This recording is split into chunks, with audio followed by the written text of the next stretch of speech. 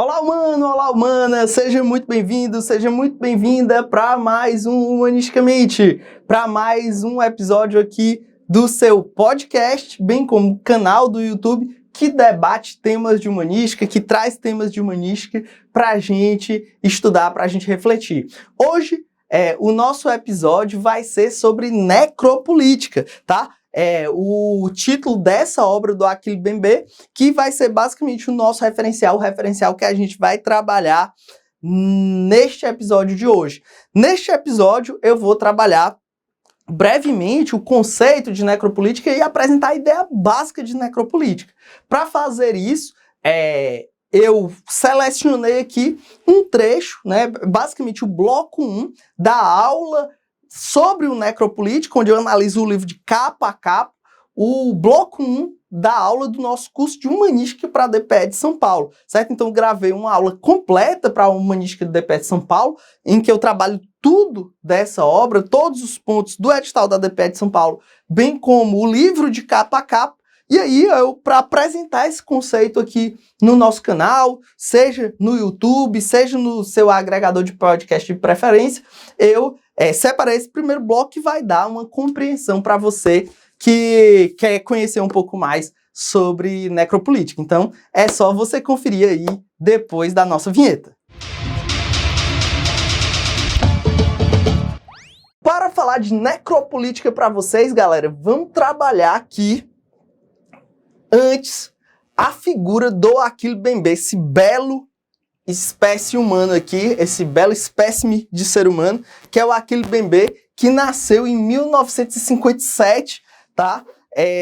Ele é um filósofo camaronês, apesar de ser professor há bastante tempo na Universidade de Joanesburgo, na África do Sul. Ele é um filósofo camaronês que é um cara extremamente intelectualizado, é um cara que tem um estudo muito profundo sobre história, filosofia, política, uma leitura muito avançada de Foucault. Ele trabalha muitos autores decoloniais, como Frantz Fanon, Aimé Césaire, e ele consegue unir diversos pensadores contemporâneos numa lógica decolonial, numa lógica de desconstrução de um olhar colonial que é muito frequente mundo afora, uma visão muito eurocêntrica que existe mundo afora. O Achille Mbembe, ele consegue inverter essa lógica, mostrando inclusive muito do provincialismo que existe na Europa. Então ele consegue trabalhar muito essas coisas, dando esse olhar diferente para o mundo e para os aspectos que estão ao nosso redor. Então ele é professor de História e Ciências Políticas, pesquisador sênior no Instituto de Investigação Econômica e Social da Universidade de Witwatersrand, em Joanesburgo, e da Duke University, nos Estados Unidos. É autor de diversos livros, entre eles esse pequeno ensaio que é o Necropolítica. Então hoje, basicamente, a gente vai falar de soberania, estado de exceção e política de morte, ou necropolítica, né? Necropolítica ou política da morte. É basicamente esse conceito de que existe uma articulação de fatores, uma articulação de poderes no Estado e para além do Estado. Como assim, professor? Para além do Estado? Quando a gente fala para além do Estado, a gente está falando da sociedade em geral. Então, dentro da estrutura estatal, mas não somente na estrutura estatal, também para além da estrutura estatal, dentro de um poder polimorfo, digamos assim, dentro da sociedade, espraiado na sociedade em geral, existe uma política de morte, uma cultura de morte. Uma cultura que admite tratar determinados seres humanos como seres descartáveis, como matéria-prima para adubar a vida de outros seres humanos que são considerados mais privilegiados dentro desse contingente social. Então existem determinados seres humanos que são descartáveis, que podem ser usados como matéria-prima nessa grande engrenagem social que gera vida, mas que para gerar vida de uns, retira a vida dos outros. Professor, não estou entendendo, tá muita viagem.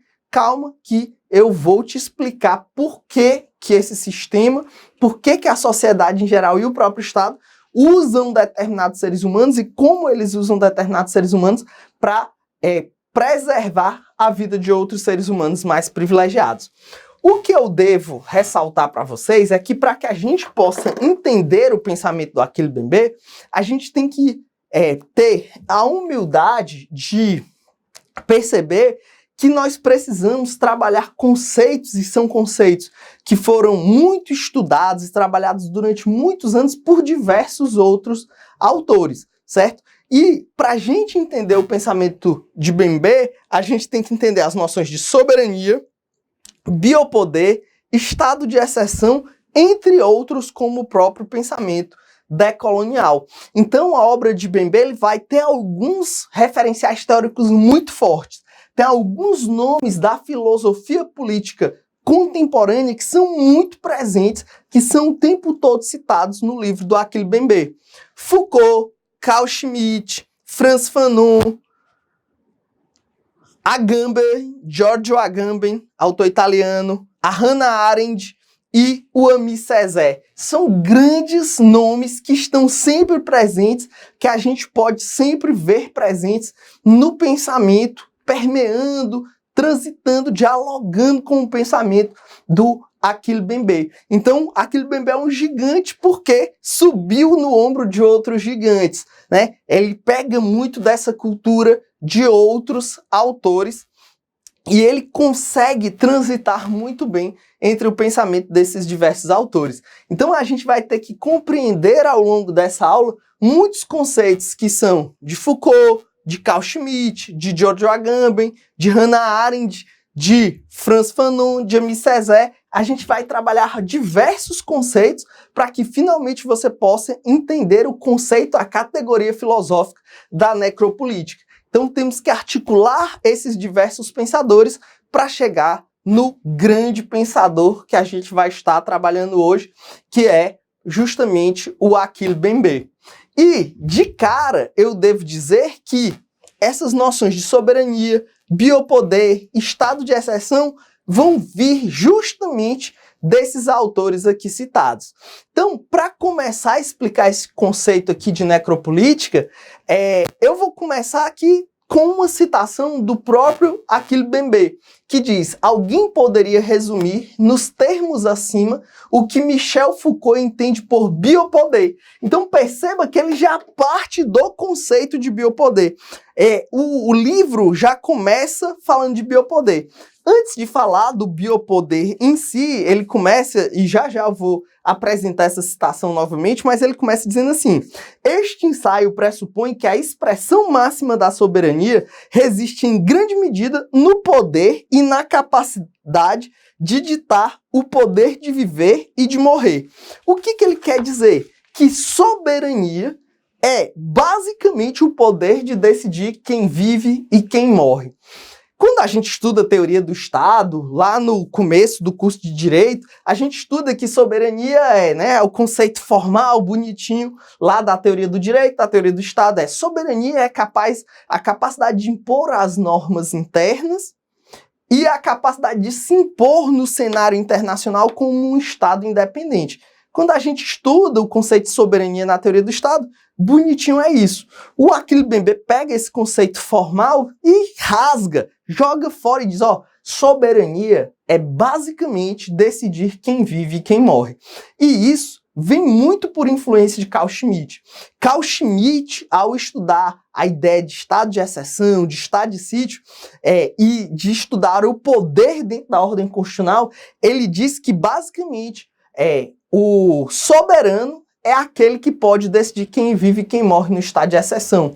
Porque no estado de exceção, havendo o vazio das normas, as regras pré-estabelecidas durante o estado de exceção entram em crise e aí soberano é quem decide no estado de exceção. E a principal decisão do soberano é a decisão sobre quem vive e quem morre. Quem é o inimigo a ser eliminado. Então a gente já, desde o primeiro parágrafo do conceito de soberania do Achille Mbembe, a gente já percebe uma influência de Carl Schmitt. E já nesse primeiro parágrafo a gente percebe como ele entende o Estado e a sociedade como uma força capaz de decidir quem vive e quem morre.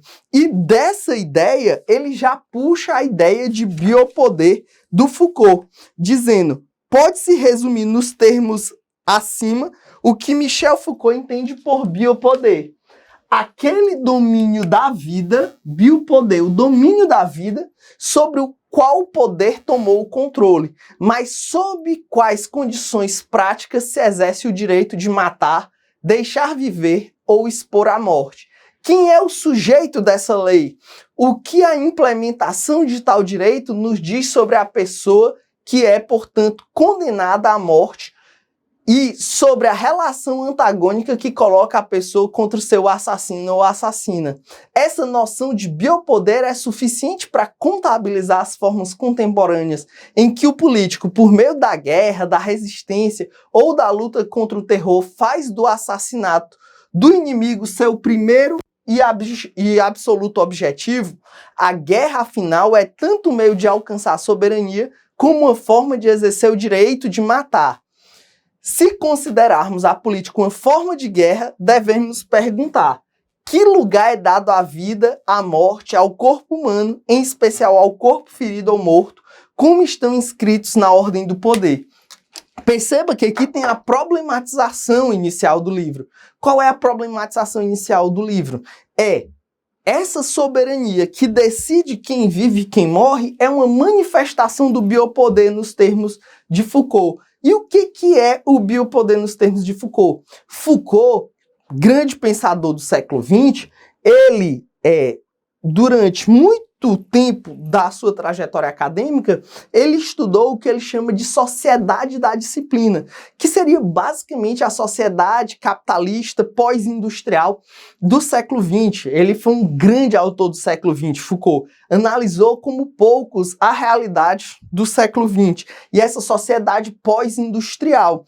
E ele percebeu que nessa sociedade existe um biopoder. O que é o biopoder? É o poder que a sociedade e o Estado exercem sobre o corpo e a vida das pessoas. Como assim um poder que se exerce sobre a vida e o corpo das pessoas?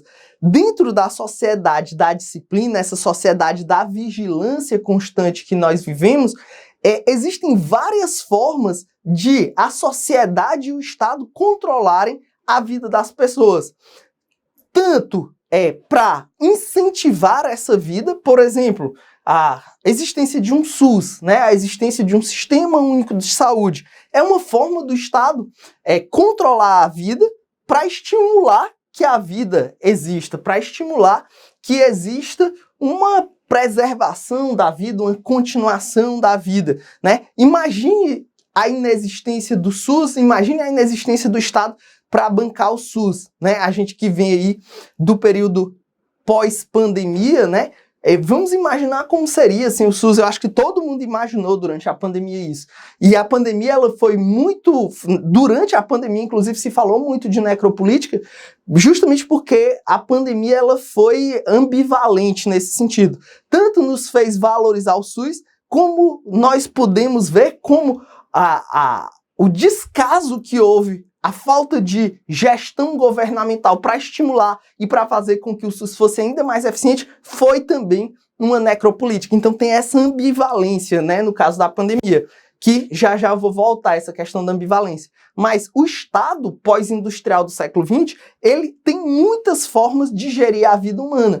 Tanto por meio, por exemplo, como eu falava, das políticas de saúde, como mesmo por meio do aparato de segurança pública que pode retirar a vida dos indivíduos, como mesmo por campanhas de natalidade ou de planejamento familiar. Existem tecnologias dentro do Estado, ou seja, técnicas que o Estado possui para estimular ou mesmo retirar a vida dentro da sociedade. Então a biopolítica é o controle sobre os corpos e o controle sobre a vida humana que existe nesse estado contemporâneo. A própria prisão é uma manifestação de biopoder. Por quê? Porque você controla a vida das pessoas, apreendendo essas pessoas. Então, o biopoder é esse domínio sobre a vida, que Foucault vai destacar que é incorporado dentro da estrutura estatal nesse Estado contemporâneo, nesse Estado capitalista pós-industrial do século XX. Então, o que o Bembe vai trazer a partir dessa ideia de biopoder é como a vida e a morte vão se enquadrar dentro desse biopoder.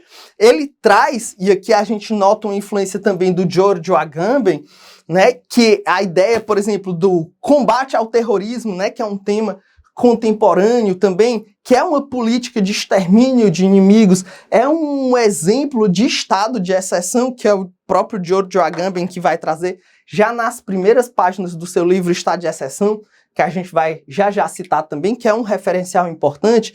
Então a gente percebe aqui os referenciais de soberania, biopoder e estado de exceção aparecendo. Soberania de Carl Schmitt, biopoder de Foucault, estado de exceção de Carl Schmitt e do próprio Giorgio Agamben. Então, a problematização do Achille Bembe é como dentro do Estado contemporâneo, esse Estado capitalista pós-industrial do mundo atual, né, a soberania no trato da vida, essa manifestação do biopoder que faz com que estados de exceção vão se tornando permanentes, isso é um conceito do próprio Giorgio Agamben, como isso se transforma, como isso vai se categorizando filosoficamente como uma necropolítica, ou seja, uma política da morte, né? Para a gente entender isso, a gente pode, para a gente observar a influência desses autores no pensamento do Achille Bembe, a gente pode, por exemplo, pegar esse outro texto aqui do Necropolítica, do Bembe, que diz: a fim de responder essas perguntas, este ensaio baseia-se no conceito de biopoder. Biopoder, que é de Foucault, e explora sua relação com as noções de soberania e império, principalmente a partir do pensamento de Carl Schmitt. Ele, inclusive, cita expressamente Carl Schmitt quando vai falar de império. E do estado de exceção. Estado de exceção que é trabalhado tanto por Schmitt como por Agamben. O que é esse estado de exceção? O Schmitt, ele vai dizer que o estado de exceção é justamente um momento de crise em que o direito posto, o direito pré-determinado, ele vai ficar fluido, vai ficar carente de força vinculante, de força cogente, e aí quem vai ter que decidir é o soberano. A ideia de Schmitt é que isso ocorreria esporadicamente, que isso seria momentos raros da vida constitucional. O Giorgio Agamben, pensador italiano, ele pega esse conceito de Carl Schmitt e ele dá uma leitura pós-moderna, digamos assim. Carl Schmitt escreve isso na primeira metade do século XX, ali durante a República de Weimar, e o Giorgio Agamben, ele reflete sobre isso já agora mais próximo do final do século XX. E ele diz que durante o século XX houve uma mudança de perspectiva sobre o estado de exceção. Porque enquanto Schmitt pensava o estado de exceção como algo tópico, como algo raro dentro da história constitucional dos países, o que se demonstrou ao longo do século XX é que o estado de exceção vinha se tornando permanente. Então existe a noção de estado de exceção em Carl Schmitt e Agamben passa a trabalhar o conceito, né, que parece paradoxal, o estado de exceção permanente, mas é um conceito filosófico, que é cada vez mais os grupos poderosos, os grupos dominantes criam situações verdadeiras ou mesmo artificiais de exceção para poder decidir sobre a vida dos indivíduos. Ele chama isso até de vida nua, esse poder que o Estado tem de decidir sobre a vida do indivíduo no estado de exceção. Então, o estado de exceção é um conceito que vem de Carl Schmitt e que Agamben repagina para dizer que o que era excepcional vai se tornando permanente sem deixar de ser excepcional, permanecendo como excepcional no sentido de o direito pré-estabelecido desaparecer para ser só a vontade do soberano, a vontade da classe dominante a decidir sobre a vida dos indivíduos. Então, se o estado de exceção permanente, esse estado que, mesmo que de forma artificial, vai criando situações esdrúxulas para dizer que existe uma situação de crise, uma situação excepcional, para poder decidir a vida e a morte daqueles que eles consideram inimigos, é lógico que existe uma questão necropolítica envolvida. Por quê? Porque o Estado vai decidir sobre a vida e a morte das pessoas. Então, é por isso que existe um diálogo constante dentro do conceito de necropolítica do Achille Mbembe com Foucault, com Schmitt, com Agamben e também com Hannah Arendt, como a gente vai falar. Para exemplificar essa ideia de estado de exceção, eu trago um trecho aqui que é do próprio Agamben. Não está no Necropolítica do Mbembe, mas eu acho importante citar porque mostra essa ideia de estado de exceção que o Agamben cuida. Ele diz: o estado de exceção não é um direito especial como o direito de guerra, mas enquanto a suspensão da própria ordem jurídica define o patamar do seu conceito limite. Ou seja, do jeito que o Agamben trabalha o estado de exceção, é até mais extremo do que a própria ideia de direito de guerra que o Agamben traz aí já nos seus primeiros parágrafos. Vai dizer, direito de guerra é um direito pré-estabelecido. É um direito pré-estabelecido que admite o conflito em determinadas situações. O estado de exceção é a própria ausência do direito. Em outro momento do estado de exceção, ele diz que é o espaço jurídico vazio. Não existe direito durante a exceção. Se não existe direito, quem vai decidir é o soberano. E ele vai decidir sobre o quê? Essencialmente sobre quem é o inimigo. E definir alguém como inimigo é decidir sobre a sua vida e sobre a sua morte. Então, quando a gente vai falar de necropolítica e tem que falar sobre biopoder, sobre soberania e sobre estado de exceção, a gente basicamente está falando sobre o conceito de soberania em Carl Schmitt, que é o momento soberano é aquele que decide sobre a vida e a morte. Quando a gente está falando de biopoder, é esse poder que a sociedade e o Estado têm sobre os corpos e as vidas das pessoas. E quando nós estamos falando de estado de exceção, nós estamos falando de Carl Schmitt e Agamben como essas situações excepcionais ou excepcionais que vão cada vez mais se tornando frequentes, que permitem o soberano decidir sobre a vida e a morte. O Mbembe parte de todos esses pressupostos filosóficos para dizer o Estado contemporâneo é um estado de exceção permanente que decide sobre a vida e a morte das pessoas, tabelando, etiquetando quem é descartável e quem não é, e isso tudo nós podemos chamar como uma grande manifestação de necropolítica. Necropolítica é esse estado contemporâneo, esse estado que decide sobre vida e morte das pessoas, que torna determinados seres humanos descartáveis. Voltando a Achille Mbembe, para agora puxar o referencial teórico da Hannah Arendt, ele vai dizer, como diz Hannah Arendt, não existem paralelos à vida nos campos de concentração. Seu horror não pode ser inteiramente alcançado pela imaginação, justamente por situar-se fora da vida e da morte. É interessante que o Achille Mbembe coloca essa citação, eu acho que ele coloca, assim, é minha visão, tá? Ele coloca de uma forma sarcástica e irônica. Por quê? Porque esse trecho da Hannah Arendt diz que, basicamente, não existe paralelo sobre a gestão da vida e da morte como nos campos de concentração. É sarcástico porque é óbvio que é trágico o que aconteceu nos campos de concentração. É óbvio que foi um abalo e é um ponto marcante da história da humanidade, né? É quase que impossível você ir para uma aula de direito que em algum momento o professor não fale sobre o nazismo, né? Sobre o fascismo. É um abalo extremo na vida da humanidade. E a Hannah Arendt destaca o papel do totalitarismo na gestão da vida e da morte das pessoas. Os campos de concentração foram tecnologias de extermínio em massa das pessoas. Só que o Achille Mbembe, e aí é que ele vai fazer o contraponto a Hannah Arendt com base principalmente no pensamento decolonial de Frantz Fanon e Aimé Césaire, ele mais adiante no livro ele vai de certa forma trazer o questionamento se será que realmente não há paralelo, como a Hannah Arendt diz, não existem paralelos aos campos de concentração na história da humanidade? Será que não há?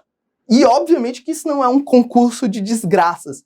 Mas será que se pode afirmar, como Hannah Arendt fez, de forma tão peremptória, será que realmente não existem paralelos sobre tecnologias de vida e de morte na história da humanidade?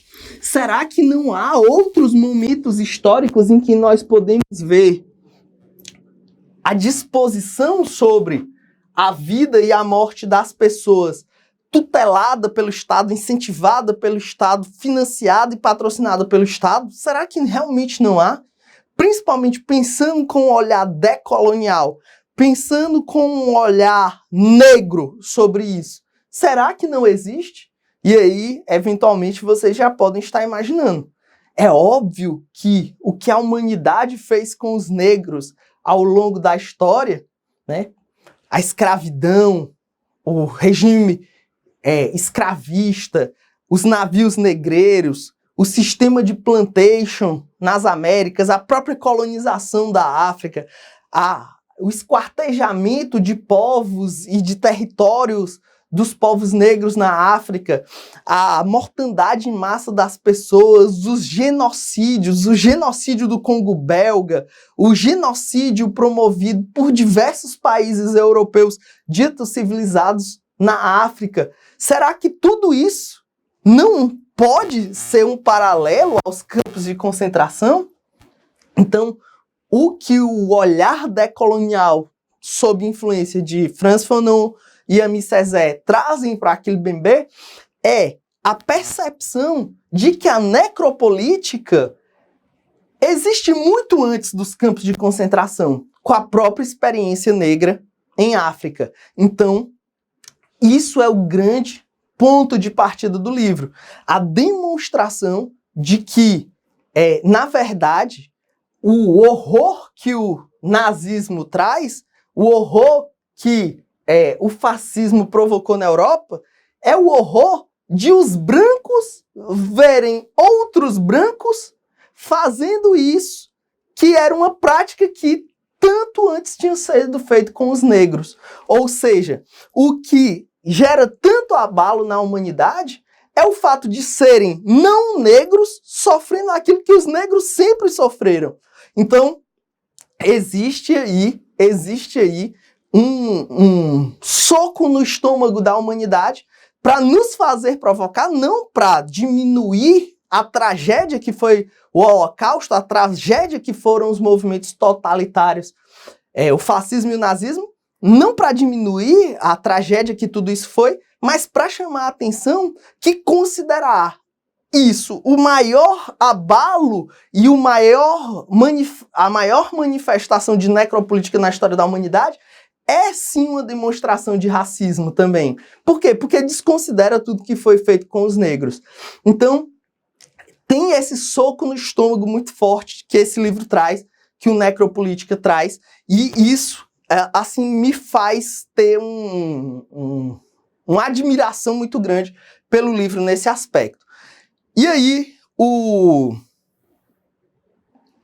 Mbembe vai trazer, ainda nesse início do livro, a partir dessa perspectiva, a expressão máxima da soberania é a produção de normas gerais por um corpo composto por homens e mulheres livres e iguais. Esses homens e mulheres são considerados sujeitos completos, capazes de autoconhecimento, autoconsciência e autorrepresentação.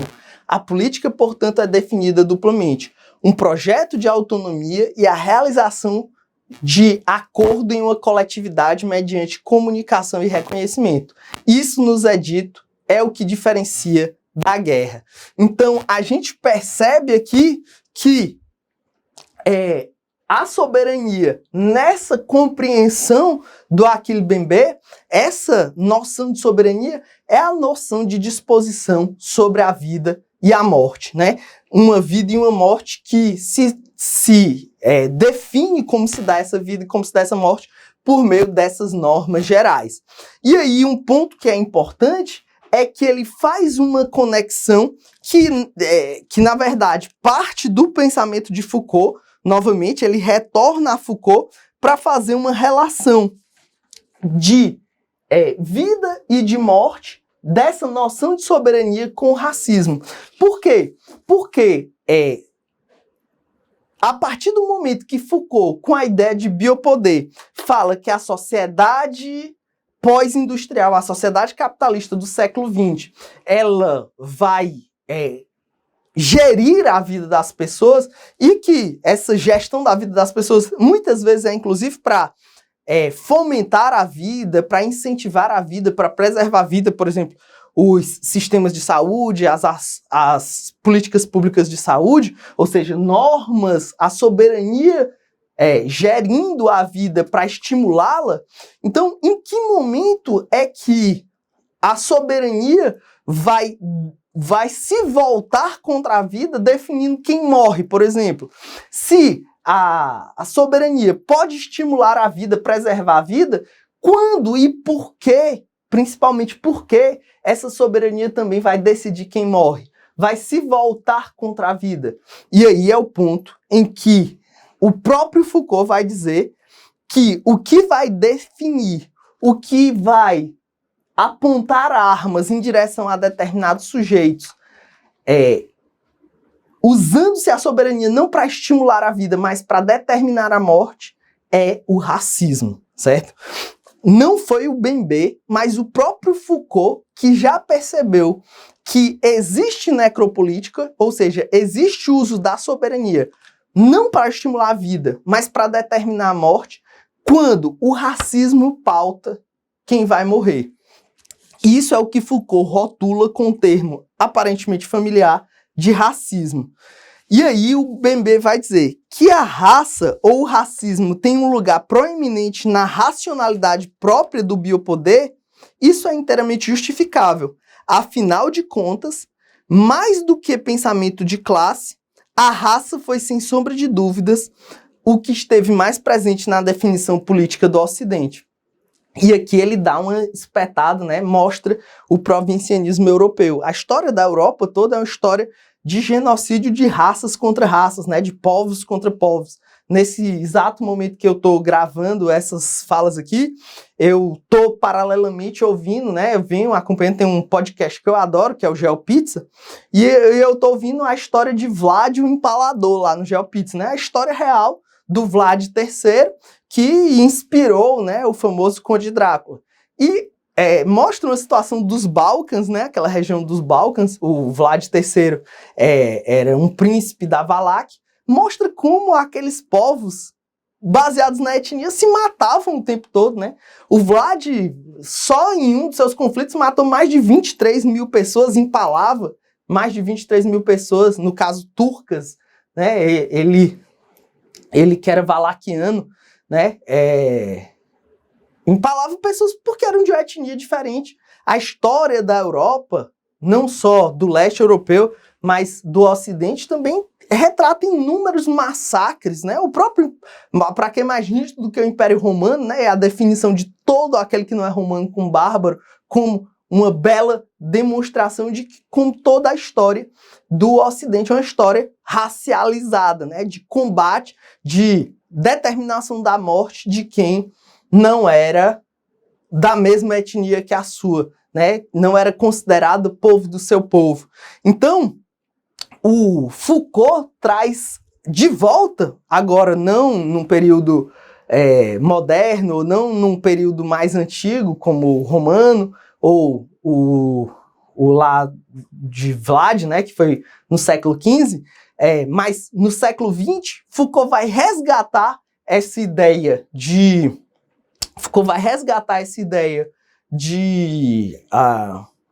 racismo como elemento determinante da necropolítica. Ou seja, é o racismo que vai apontar quem deve ser eliminado pela soberania do Estado.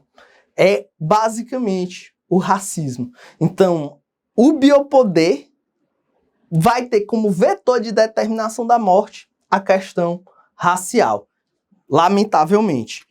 Com efeito, em termos Foucaultianos, racismo é, acima de tudo, uma tecnologia destinada a permitir o exercício do biopoder. Isso aqui tem cara de prova, né? O que é o racismo em termos Foucaultianos? É uma tecnologia, ou seja, uma técnica do Estado destinada a permitir o exercício do biopoder. Ou seja, de direcionar a soberania para autorizar a morte de determinadas pessoas, né? Para determinar a morte de determinadas pessoas. É isso, galera. Espero aí que vocês tenham gostado da nossa exposição do Necropolítica até aqui. Se você gostou, então dá um like aqui no vídeo, se inscreve no canal, acompanha humanisticamente, indica para os seus amigos, para as suas amigas. E se você vai fazer a prova da DPE de São Paulo e quer ver todas as obras que vão cair nesse concurso, né?